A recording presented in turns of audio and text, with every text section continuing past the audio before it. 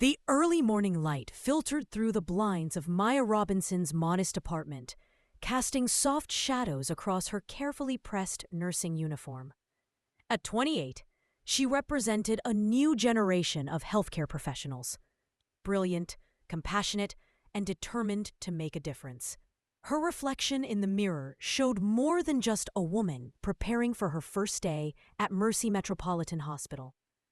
It reflected years of hard work, sacrifice, and an unwavering commitment to healing. Maya's journey hadn't been easy. Growing up in a working-class neighborhood in Chicago, she'd watched her mother, a home health aide, work tirelessly to support their family. Those experiences had ignited a passion for healthcare that drove her through challenging years of nursing school, where she consistently topped her class despite facing numerous obstacles. Her mother's words echoed in her mind as she adjusted her name badge. Maya, you're not just working for yourself. You're opening doors for those who will come after you. The commute to Mercy Metropolitan was a blur of anticipation and nervous energy. Maya had heard stories about the hospital. Its reputation for cutting-edge medical care was matched only by whispers of its challenging workplace dynamics. But she was ready. More than ready. Mercy Metropolitan was an imposing structure of glass and steel, a testament to modern medical technology. As Maya walked through the main entrance, she felt a mix of excitement and trepidation. Her credentials were impeccable, top of her class from Northwestern University's nursing program.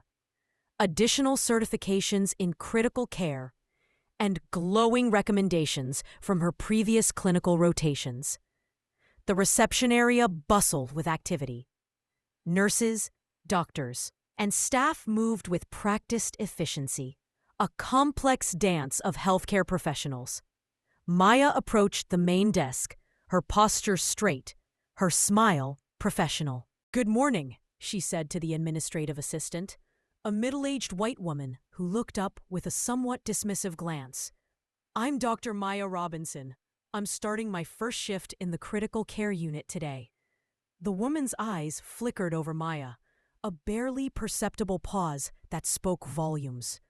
"New nurse?" she asked, her tone lacking the warmth Maya had hoped for. "Nurse practitioner," Maya corrected politely, sliding her credentials forward. Something in the woman's demeanor shifted, a subtle tension that Maya had encountered too many times to count. It was the look of someone reassessing her, measuring her against preconceived notions. The critical care unit was a world of controlled chaos. Monitors beeped, machines hummed, and the air was thick with the intensity of life and death decisions. Maya was introduced to her team, a mix of experienced nurses and newer staff members. Dr. James Peterson, the unit's lead physician, gave her a cursory glance that lasted just a moment too long. "Welcome to the team," he said, his tone professional but distant. Maya recognized the look. She'd seen it before. The subtle assessment, the unspoken question of whether she truly belonged. Her first patient was a complex case, a 65-year-old man recovering from a complicated heart surgery. Maya's approach was methodical, drawing from her extensive training and natural intuition. She reviewed his charts, checked his vital signs, and began her initial assessment. It was during this first patient interaction that the first true test came. An older patient's family member approached her, initially looking confused. "I'm waiting for the doctor," the man said, looking past Maya. She smiled professionally. "I'm Dr. Robinson, the nurse practitioner assigned to your family member's care. How can I help you?" The man's expression shifted. "The doctor," he repeated, emphasizing the word, his eyes scanning the room as if Maya couldn't possibly be the medical professional he needed to speak with. Maya had prepared for moments like these her entire career. Years of microaggressions, of being underestimated, had taught her patience and precision. "Sir," she said calmly, I'm fully qualified to discuss your family member's care. Would you like to review his current condition and treatment plan? The morning progressed, a testament to Maya's skill. Her assessments were thorough, her interventions precise. She caught a potential medication interaction that other staff had overlooked, potentially saving a patient from a serious complication. But with each professional success came subtle challenges. The sideways glances, the slight hesitations when she offered medical insights, the barely perceptible moments where her expertise was questioned. During rounds, Maya noticed how her recommendations were sometimes met with a beat of hesitation, how her medical insights were subtly scrutinized in a way her white male colleagues were not. Dr. Peterson approached her after a particularly complex case. "Good catch on the medication interaction," he said, his tone measured. Not everyone would have noticed that. The compliment felt like a backhanded acknowledgement, as if her excellence was somehow unexpected. As her first shift drew to a close, Maya found a quiet moment in the staff break room. She pulled out the photograph of her mother, the woman who had sacrificed everything to give her this opportunity.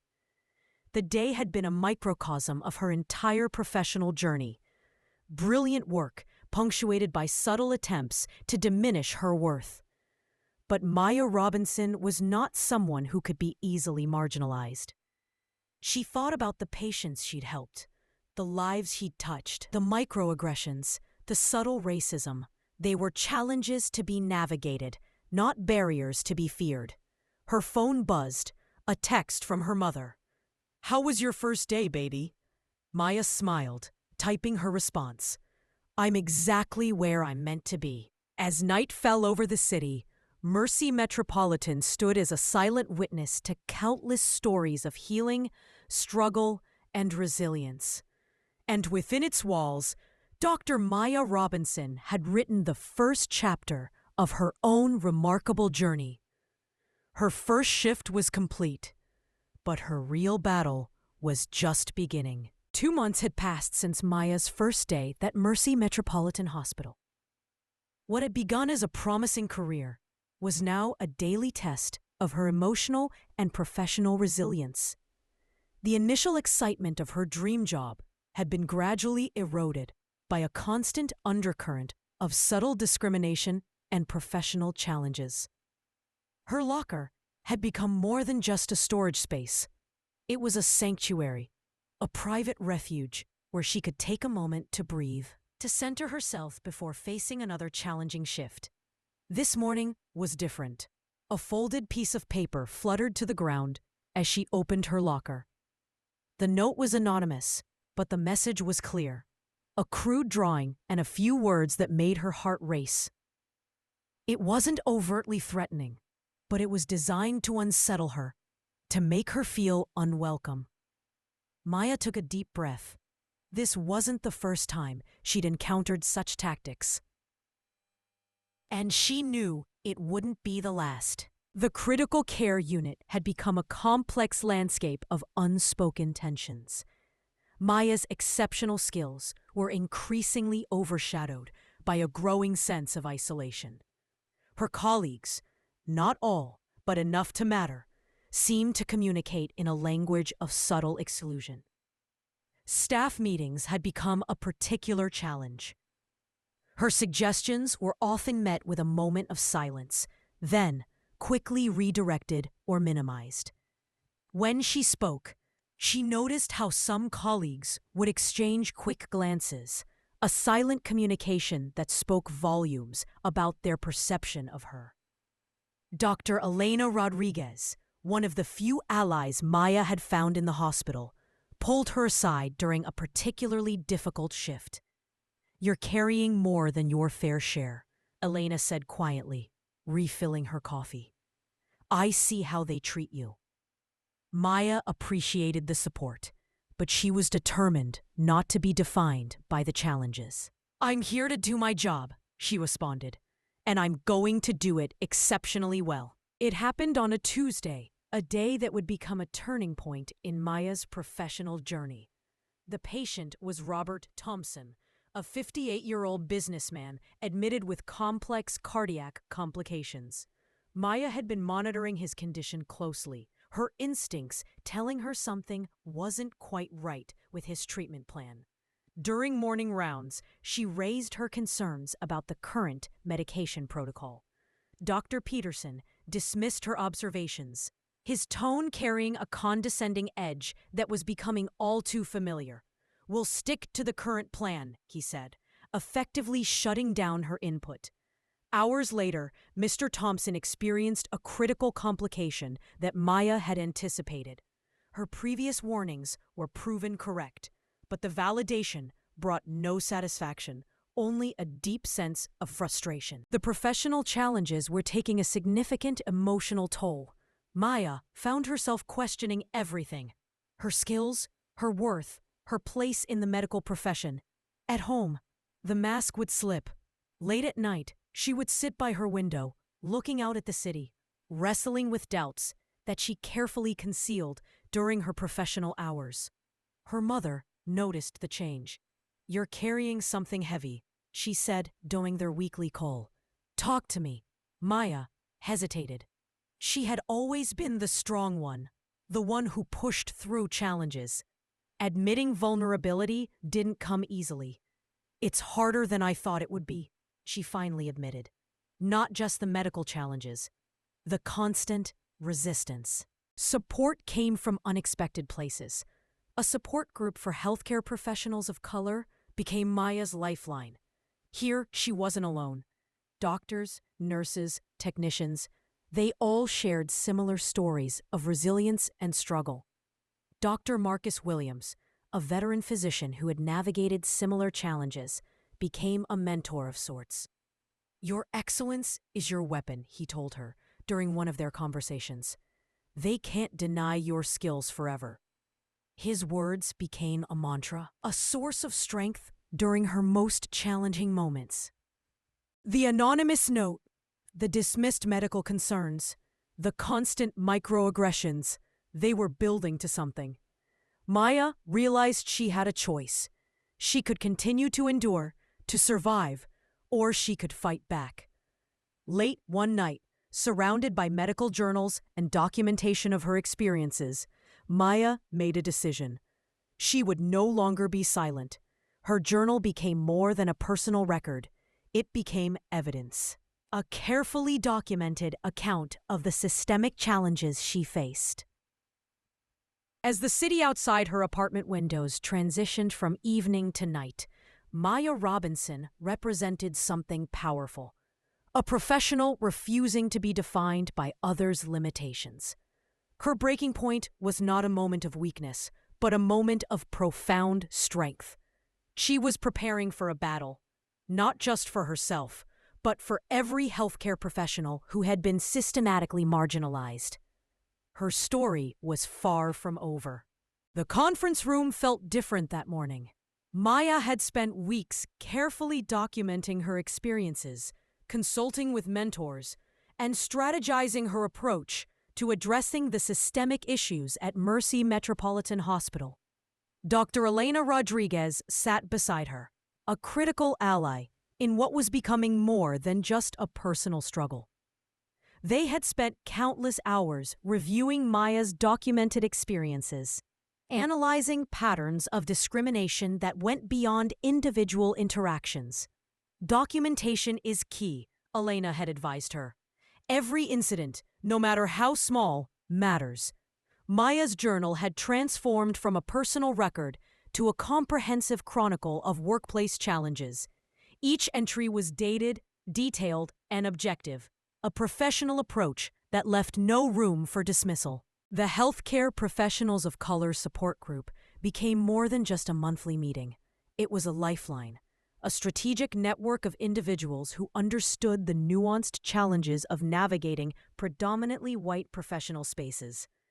Dr. Marcus Williams, who had become a mentor to Maya, shared his own experiences. "When I started," he told the group, "we didn't have the language to describe what we were experiencing. Now we're not just describing, we're documenting, we're challenging."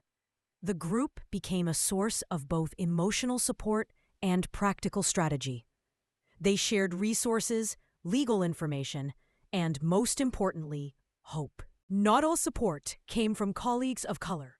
Dr. James Peterson's young research assistant, Sarah Thompson, approached Maya one afternoon with surprising openness. "I've been watching how the team interacts with you," Sarah said quietly in the break room. "And something isn't right." Sarah was young, passionate, and increasingly aware of the systemic issues within their workplace. She offered to help Maya document instances of discriminatory behavior, providing an additional perspective that added credibility to Maya's observations. Maya refused to let the challenges diminish her professional growth. She enrolled in advanced certification courses, attended national healthcare conferences, and continued to excel in her medical practice. Her research on patient outcomes and critical care became a point of professional pride. She was determined to let her work speak for itself, to challenge stereotypes through exceptional performance. At a national nursing conference, her presentation on innovative critical care techniques received standing ovation. It was more than a professional achievement. It was a statement. With the help of her support network, Maya began to build a comprehensive case. It wasn't about revenge or confrontation, but about creating meaningful change. She connected with a local civil rights organization specializing in workplace discrimination. Their legal advisor, Mr. Robert Chen, provided crucial guidance. "Your documentation is your strongest weapon," Mr. Chen explained during their first meeting. "Objective, professional, detailed." The process was methodical. Each incident was... The journey was taking its toll. Maya found solace in her family, in her mother's unwavering support. During their weekly calls, her mother would remind her of the bigger picture. "You're not just fighting for yourself," her mother would say. "You're creating a path for those who will come after you." Those words became a mantra, a source of strength during moments of doubt. Change doesn't happen overnight, but small victories began to emerge. The support group's collective efforts started to gain attention. Their workshops on inclusive healthcare practices were being requested by medical institutions across the region. Maya was invited to speak at a diversity in healthcare symposium, not as a victim, but as a leader, an expert in her field. As the sun set on another challenging day, Maya understood that her journey was about more than personal experience. It was about systemic change, about creating a healthcare environment that truly valued every professional, regardless of background. Her advocacy was just beginning, and she was ready. The conference room felt like a battlefield of paperwork and professional tension. Maya spread out her meticulously prepared documentation, a comprehensive portfolio that represented months of careful observation, documentation, and strategic planning. Mr. Robert Chen from the Civil Rights Organization sat beside her, reviewing the final draft of her formal complaint. Each page was a testament to her professionalism: dates, specific incidents, objective language that left no room for dismissal. "This isn't just a complaint," Mr. Chen said quietly. "This is a blueprint for institutional change." Maya's hands were steady, but her heart raced. She knew the potential consequences. In healthcare, speaking out could mean professional ostracism, career limitations, potentially career-ending repercussions. But she was ready. The hospital's Human Resources Department was a sterile environment of beige walls and carefully maintained neutrality. Maya's entrance disrupted that carefully constructed facade. Ms. Jennifer Martin, the head of HR, looked up as Maya approached. There was a moment, brief but palpable, of recognition, not just of Maya as an individual, but of the systemic challenge she represented.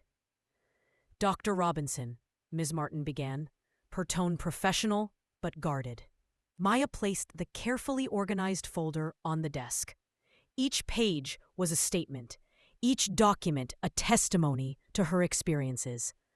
"I'm here to address the systemic discrimination within our hospital," Maya said, clearly. Her voice was calm, her posture confident. The initial response was predictable. Delay tactics, requests for additional information, subtle attempts to discourage her pursuit. Emails went unanswered. Meetings were postponed. The institution's machinery of protection began to move, attempting to minimize and contain her complaint. But Maya had prepared for this. Each delayed response was documented. Each attempt to sidestep the issue became part of her growing evidence. Elena Rodriguez and her support network provided crucial support. "Keep everything," they advised. "Every single communication." The process was emotionally exhausting. Maya found herself questioning everything: her decision, her approach, her future in healthcare. Late at night, she would review her documentation, wondering about the potential consequences. Would this complaint destroy the career she had worked so hard to build? Her mother remained her strongest supporter. "You're doing the right thing," she would remind Maya during their weekly calls. "Not just for yourself, but for everyone who will come after you." Support emerged from unexpected places. Sarah Thompson, the young research assistant, provided additional documentation that corroborated Maya's experiences. Dr. Marcus Williams used his professional network to provide quiet support, offering guidance and professional protection. The Healthcare Professionals of Color support group became a lifeline, providing emotional and strategic support. After weeks of pressure, the hospital was forced to respond. A formal investigation was initiated, though Maya knew the process would be challenging. The first meeting was tense. Representatives from HR, hospital administration, and legal department sat across from Maya and her support team. "We take these allegations seriously," the hospital's legal representative stated. But Maya had heard such statements before.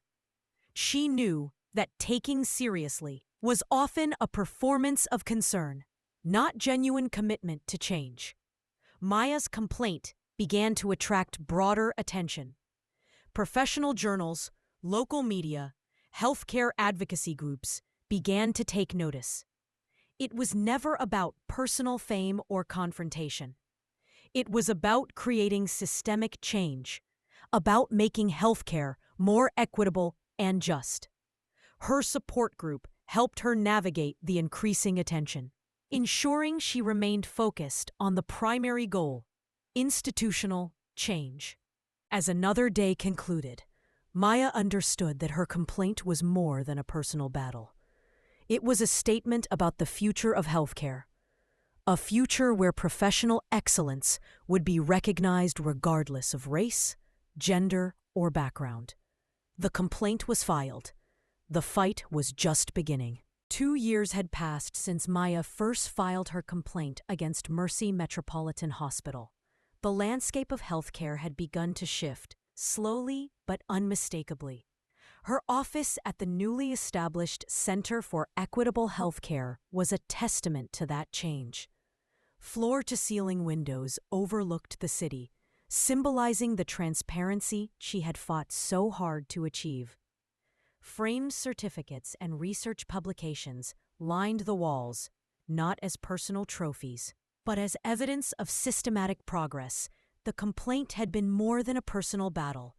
It had become a catalyst for institutional transformation.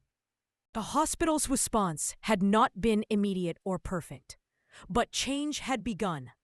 A comprehensive review of hiring practices, unconscious bias training, and a new diversity and inclusion committee were direct results of Maya's advocacy.